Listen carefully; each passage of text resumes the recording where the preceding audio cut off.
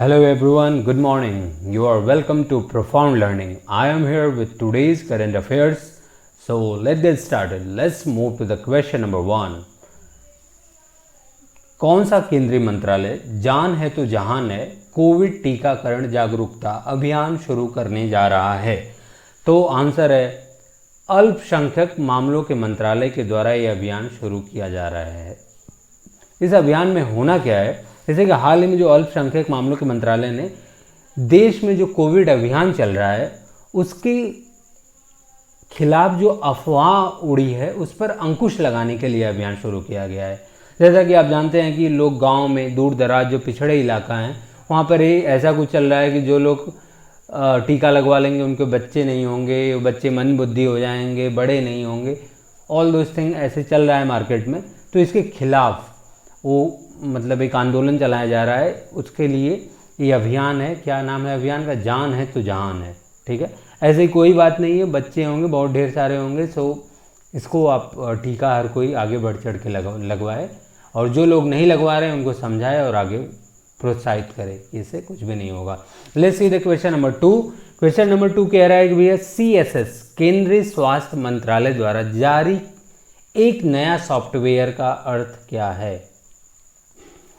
तो एक नया सॉफ्टवेयर केंद्रीय स्वास्थ्य मंत्रालय द्वारा सेंट्रल हेल्थ मिनिस्ट्री जो है इसके द्वारा CSS एक सॉफ्टवेयर बनाया गया। उसका पूरा नाम है Covid severity score. What is Covid severity score? तो एक तरह से एक स्कोर कुछ बना के देगा कि कोविड का जो है कितना सीवियर है, कितना मतलब ज़्यादा है, फैला हुआ है।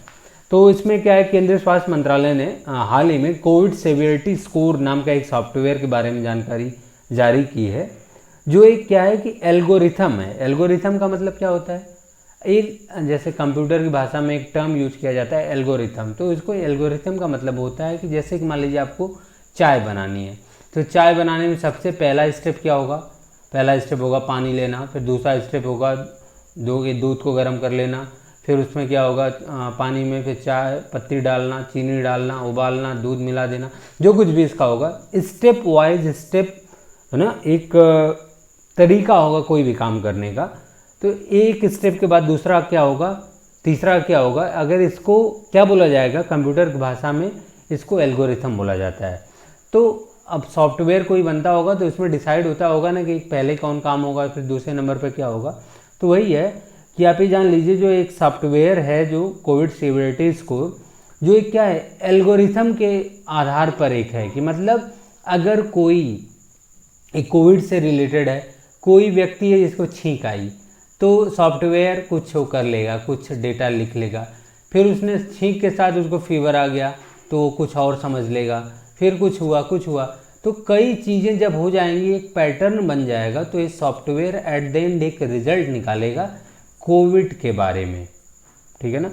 तो आप इतना जानिए कि जो कोविड सीवियरिटी स्कोर नाम का एक जो सॉफ्टवेयर है, जो एक क्या है कि एल्गोरिथम के आधार पर कोविड रोगियों की पहचान करेगा। ठीक है, कि इनको कोविड हुआ है इसकी पहचान करेगा, कई चीज़ें नोटिस करके सॉफ्टवेयर। ठीक है, जिसे वेंटिलेशन की आवश्यकता हो सकती है, मतलब कुछ लोग हैं जो कोविड के पेशेंट हैं जिन्हें कोई वेंटिलेशन की आवश्यकता नहीं है, कुछ लोगों को है। ये सब सारी चीज़ें सॉफ्टवेयर के थ्रू पता चल जाएगा। जो foundation for the innovation in health Kolkata ने विज्ञान और प्रौद्योगिकी विभाग जो IIT गुवाहाटी है उसके सहयोग से इस एल्गोरिथम को विकसित किया है। यह क्या है कि लक्षणों, संकेतों, महत्वपूर्ण मापदंडों, परीक्षण रिपोर्ट आदि के उपायों का उपयोग करके कोविड सीवियरिटी स्कोर आवंटित करता है। ठीक है, तो इतना आप ही जान लीजिए, गुवाहाटी के सहयोग से बनाया गया। Let's see the question number 3। अभी पिछले दिन मैंने बताया था कि अंतर्राष्ट्रीय योग दिवस 2021 की थीम क्या है। तो इसकी थीम है योगा फॉर वेलनेस। क्या है? Yoga for wellness. तो इसको आप जान लीजिए क्योंकि 21 जून बहुत इंपॉर्टेंट हो जाता है, इसलिए yoga for wellness will be the theme. कल मैं बोला था yoga at home, yoga with family, एक कैंपेन चलाया जा रहा है। मैं एक आध बार उसमें बोल दिया हूँ कि ये थीम है, कि ये थीम नहीं है, ये क्या है, एक तरह से अभियान चलाया गया है। क्या अभियान था कि yoga at home, yoga with family, मतलब घर पे योगा करें, अपने परिवार के साथ योगा करें, और जो कि थीम क्या थी, योगा फॉर वेलनेस। ओके, तो इसको करेक्ट करके आप इसको याद रखिएगा। तो अगर वो कब मनाया गया, 19 जून को मनाया गया, ठीक है। अरे सॉरी अगेन फिर मैं मिस्टेक कर रहा हूँ, तो 21 जून को मनाया गया योगा डे। लेट्स सी, अब 21 जून को मनाया गया योगा डे, फिर से कुछ रिवाइज कर लीजिए। 5 जून को मनाया गया क्या, एनवायरमेंट डे, ठीक है। और मनाया गया 12 जून को मनाया गया बाल श्रम निषेध दिवस। 5 जून को पर्यावरण दिवस, 12 को बाल श्रम निषेध दिवस, और 15 जून को मनाया गया विश्व बुजुर्ग व्यवहार जागरूकता दिवस। जैसे बुजुर्गों के साथ दुर्व्यवहार बहुत होता है, उससे जागरूकता फैलाने के लिए 15 जून को मनाया गया, ठीक है, क्या, विश्व बुजुर्ग दुर्व्यवहार जागरूकता दिवस। 17 जून को मनाया गया मरुस्थलीकरण और सूखे से निपटने के लिए विश्व दिवस। और 21 जून को आप जानते ही हैं। और एक आध बीच में जो इम्पोर्टेंट नहीं है उसको मैं बता दूंगा, इसलिए मैं उनको अभी रिवाइज नहीं करा रहा हूँ। 7 जून को आप जान लीजिए क्या है। 7 जून को मनाया जाता है विश्व खाद्य सुरक्षा दिवस। 8 जून को मनाया जाता है विश्व महासागर दिवस।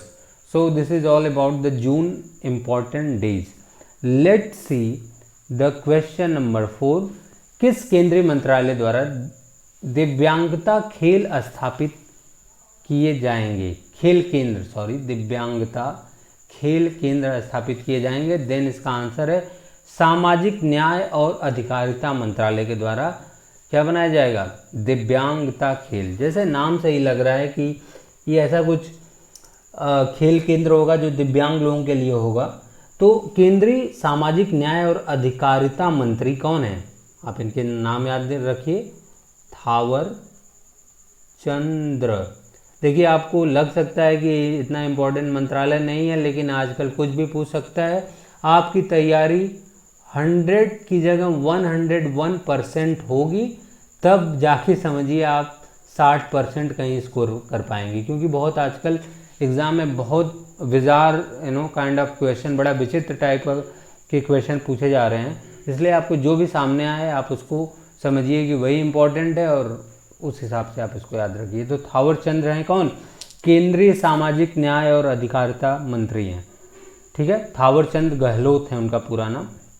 इन्होंने क्या किया है कि विभिन्न हिस्सों में 5 देश के विभिन्न हिस्सों में 5 दिव्यांग खेल केंद्र स्थापित करने का निर्णय लिया है। उन्होंने यह भी कहा कि ये अहमदाबाद शहर को ऐसी ही एक सुविधा को खोलने के लिए चुना गया है, जो जैसे कि मतलब मुख्य रूप से हमें लग रहा है कि स्टार्ट करेंगे अहमदाबाद से। गुजरात में है तो आप समझ ही सकते हैं वहीं से स्टार्ट होगा, क्यों, कारण आप जानते हैं। क्वेश्चन नंबर 5 देखते हैं क्या है कि लॉरेल हबार्ड जिन्हें ओलंपिक में भाग लेने वाले पहले ट्रांसजेंडर एथलीट के रूप में चुना गया है, वह किस देश के हैं? तो भैया है न्यूजीलैंड के। न्यूजीलैंड की लोकेशन आप अपने दिमाग में डालिए। आपको कई बार बताया जा चुका है, ये भारत है, इधर मतलब काफ़ी नीचे है, इधर वो है जम्मू, और ऑस्ट्रेलिया है, इधर कहीं पर ऐसे बना हुआ है, 2 द्वीपों का समूह है, जैसे बोलते थे क्या, न्यूजीलैंड। इसकी यहाँ पे कैपिटल वेलिंगटन थी। बीच में दोनों नॉर्थ और साउथ जो है इनके बीच में एक स्ट्रेट हुआ करती थी जिसे बोलते थे क्या, कुक स्ट्रेट। तो इतना आप मैं इमेज नहीं डाला हूँ ताकि आपको विजुलाइज करें, आपको याद होगा, नहीं होगा तो आप रिवाइज करेंगे, ठीक है।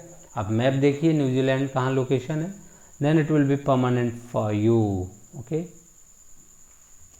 तो इसके बारे में क्या है कि जो लॉरेल हबार्ड जो भी हैं 43 वर्ष के क्या है, टोक्यो ओलंपिक जो अभी होने वाला है वो पहले ट्रांसजेंडर एथलीट के रूप में चुने गए हैं।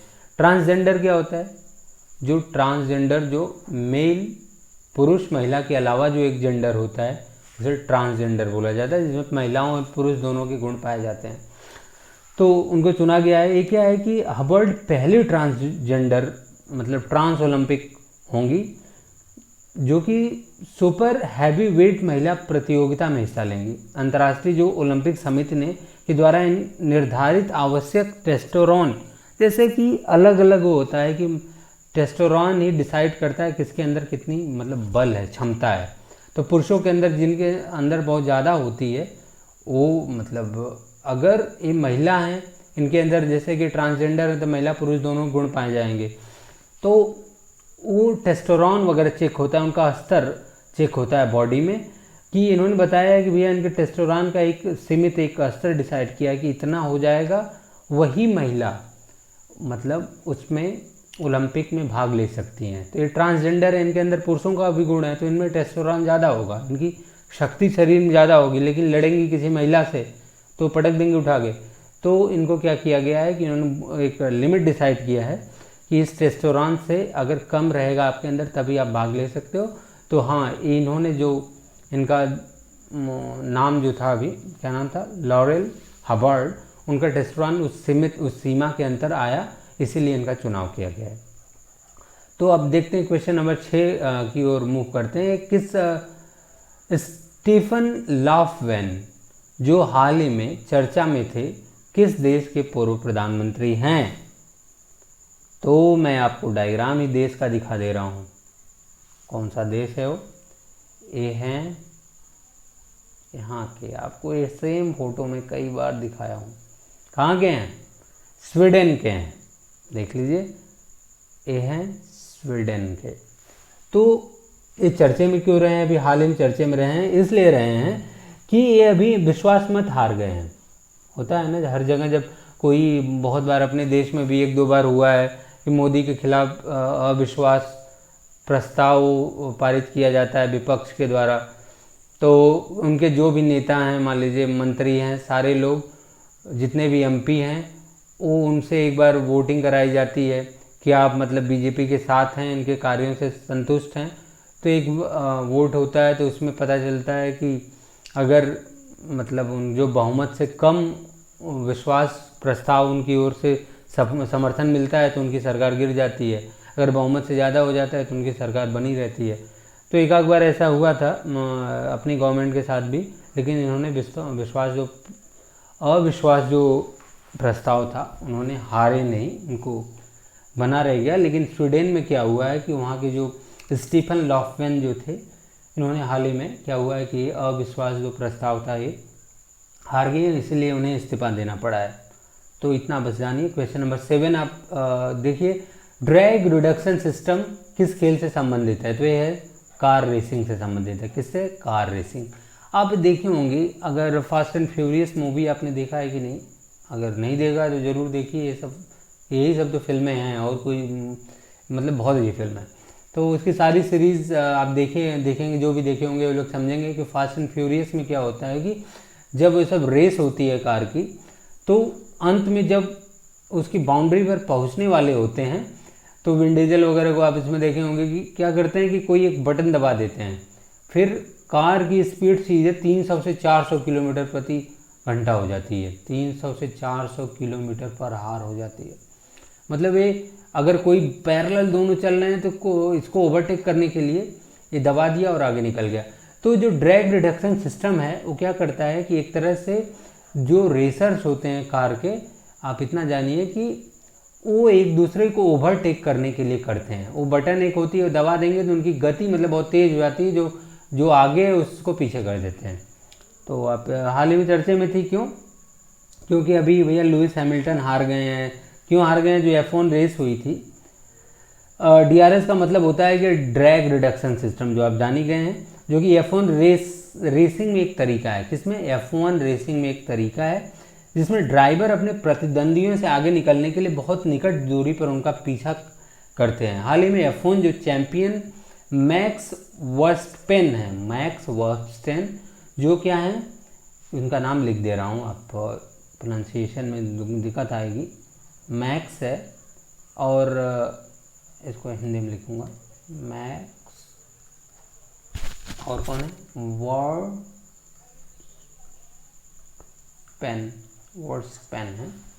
इन्होंने क्या किया है कि लुइस हैमिल्टन है, उनको ऐसे ही DRS का प्रयोग करके उन्होंने पीछे कर दिया और वो रेस जीत गए। तो इस बार जो F1 रेस हुई है, इसके इसको कौन जीता कौन है? तो इनका नाम है मैक्स वर्स्टपेन। ठीक है, तो अब अगला क्वेश्चन हम देख रहे हैं कि डायरेक्ट डिडक्शन हो गया। क्वेश्चन नंबर 8 है, कौन सा राज्य सरकार एस्थर डफलो और रघुराम राजन से बनी एक आर्थिक सलाहकार परिषद बनाने जा रही है?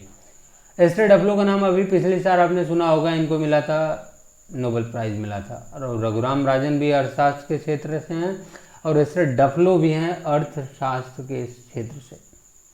तो इनको मिलाकर एक परिषद बनाया है, सलाहकार परिषद, इकोनॉमिक है, आर्थिक सलाहकार परिषद बना है। ठीक है, उसमें किस जगह बना है? तमिलनाडु गवर्नमेंट के द्वारा बनाया गया।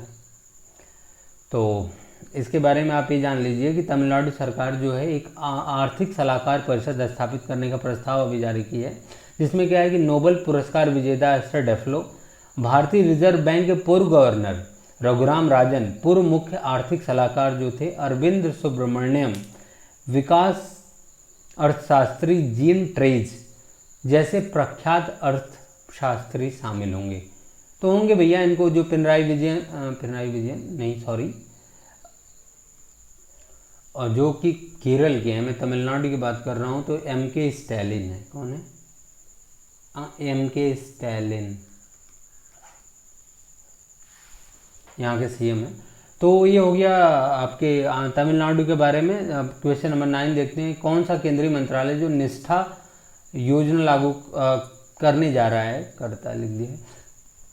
तो इसमें क्या है कि शिक्षा मंत्रालय के द्वारा, जैसा कि शिक्षा मंत्रालय में शिक्षकों को ट्रेन किया जाएगा, शिक्षा निष्ठा एक वो चल रहा है प्रोग्राम, उनको, ताकि वो शिक्षक एक जो मतलब टीचर्स के जो होते हैं गुणवत्तापूर्ण शिक्षा प्रोवाइड की जा सके, उनके लिए ये अभियान केंद्रीय मंत्रालय द्वारा एक योजना है जो निष्ठा, जिसको लागू किया गया है। आप इतना जानिए।